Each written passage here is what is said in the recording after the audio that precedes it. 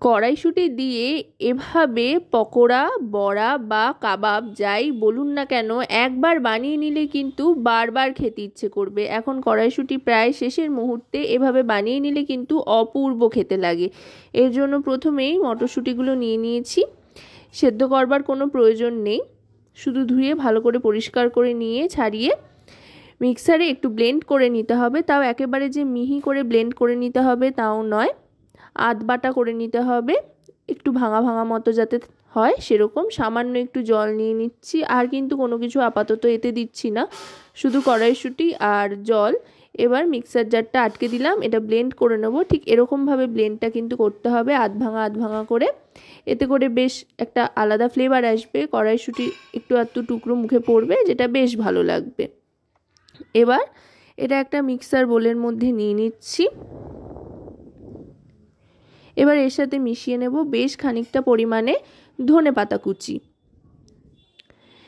শীতের শেষ মুহূর্তে শীতের সবজিগুলো দিয়ে নানান রকম কিছু বানিয়ে খাওয়ার কিন্তু এই শেষ সুযোগ বলা যেতে পারে। তাই এই ধরনের রেসিপি কিন্তু ট্রাই করতে একদম ভুলবেন না। তাই আমার সাথে শেষ অবধি থাকুন, স্কিপ না করে। এবার দিয়ে দিলাম বেশ খানিকটা পেঁয়াজ কুচি। পেঁয়াজটা স্লাইস করে কেটে নিয়েছি, পেঁয়াজির জন্য যেভাবে আমরা পেঁয়াজ কেটে নিই সেভাবে। আর দিয়ে দিলাম লঙ্কা কুচি। লঙ্কার পরিমাণটা আপনারা আপনাদের স্বাদ অনুযায়ী কম বেশি করে নিতে পারেন। এবার নিয়ে নিচ্ছি পরিমাণ মতো বেসন। এখানে 2 বড় চামচ বেসন নিয়ে নিলাম। আর সমপরিমাণে নিয়ে নিচ্ছি চালের গুঁড়ো। চালের গুঁড়ো হাতের কাছে না থাকলে এর পরিবর্তে আপনারা সুজিরও ব্যবহার করতে পারেন। এবার নিয়ে নিচ্ছি পরিমাণ মতো নুন। চালের গুঁড়ো বা সুজিটা কিন্তু ক্রিস্পিনেসের জন্য ব্যবহার করছি। এবার দিয়ে দিচ্ছি কালো জিরে। এবার সবটা ভালো করে মাখিয়ে নেব। এতে কিন্তু আর জলের ব্যবহারের তেমন প্রয়োজন হবে না, যেহেতু কড়াইশুঁটি ব্লেন্ড করার সময় সামান্য একটু জল ব্যবহার করেছিলাম। আর খুব বেশি পাতলা হবে না, একটু শক্ত করেই মাখতে হবে, সেই জন্য আর জলের ব্যবহার করছি না। পুরোটা এভাবে মেখে নিচ্ছি।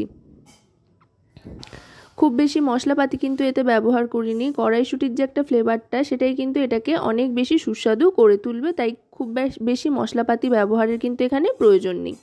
এটা মাখা হয়ে গিয়েছে। এবার 2 হাতে ভালো করে তেল মেখে নিয়ে এখান থেকে ছোট ছোট কাবাবের আকার দিয়ে নেব। আপনারা চাইলে আপনাদের পছন্দ মতো যে কোনো আকার আকৃতি দিতে পারেন, তবে এটাই সবচাইতে সহজ বলে আমার মনে হয়, সেই জন্য এইভাবে বানিয়েছি। এটা যে কেউই কিন্তু তৈরি করতে পারবে। এইভাবে প্রত্যেকটা তৈরি করে নিচ্ছি। দেখুন দেখতে কতটা সুন্দর হয়েছে, আর খেতেও কিন্তু অপূর্ব লাগে। এইভাবে প্রত্যেকটা আগে তৈরি করে নিতে হবে। তৈরি করে নেওয়ার পর তারপরে সাদা তেল গরম করে তাতে ছেড়ে দেবো ভাজার জন্য। সন্ধেবেলা চা কফির আড্ডায় মুড়ি চানাচুরের সাথে অথবা ডাল ভাতের সাথে কিন্তু এই রেসিপিটা খেতে দুর্দান্ত লাগে। একবার বানিয়ে নিলে কিন্তু আর কোনো চিন্তা নেই, সবাই চেয়ে চেয়ে খেতে থাকবে আর আপনার প্রশংসায় পঞ্চমুখ হবে।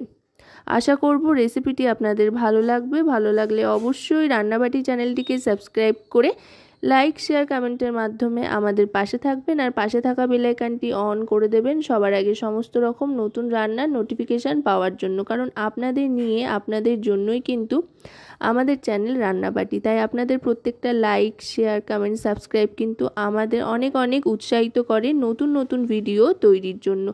দেখুন কথায় কথায় কিন্তু এগুলো ভাজা হয়ে এসছে প্রায়।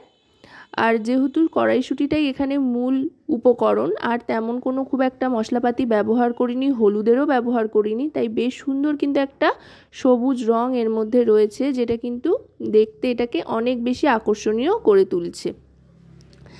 পুরোটা ভাজা হয়ে এসছে মোটামুটি, তারপরেও কিন্তু একটা হালকা সবুজ রং এর মধ্যে রয়ে গিয়েছে। কড়া করে দুদিকটা ভেজে নেব। চালের গুঁড়ো যেহেতু মেশানো রয়েছে তাই বেশ ক্রিস্পি হবে। দুদিকটা সমানভাবে মিডিয়াম টু লো ফ্লেমে গ্যাসের আঁচটাকে রেখে কিন্তু ওলট পালট করে ভেজে নিতে হবে। এগুলো কিন্তু মোটামুটি ভাজা আমার হয়ে গিয়েছে। এবার আস্তে আস্তে তুলতে আরম্ভ করব। এবার এটা আমি আস্তে আস্তে তুলে নিচ্ছি। এগুলো কিন্তু শুধুই খেতে দুর্দান্ত লাগে। তবে আমি এগুলো আজকে সার্ভ করেছিলাম টমেটো কেচাপের সাথে। আপনারা আপনাদের পছন্দ মতো যে কোনো সস কেচাপের সাথে কিন্তু এটা সার্ভ করতে পারেন। এবার এগুলো তুলে এক এক করে সাজিয়ে নিচ্ছি টমেটো কেচাপের সাথে। ভেতর থেকেও কিন্তু দারুণ সুন্দর ক্রিস্পি হয়েছে। তো আজকের এই রেসিপি কেমন লাগলো অবশ্যই কিন্তু জানাবেন।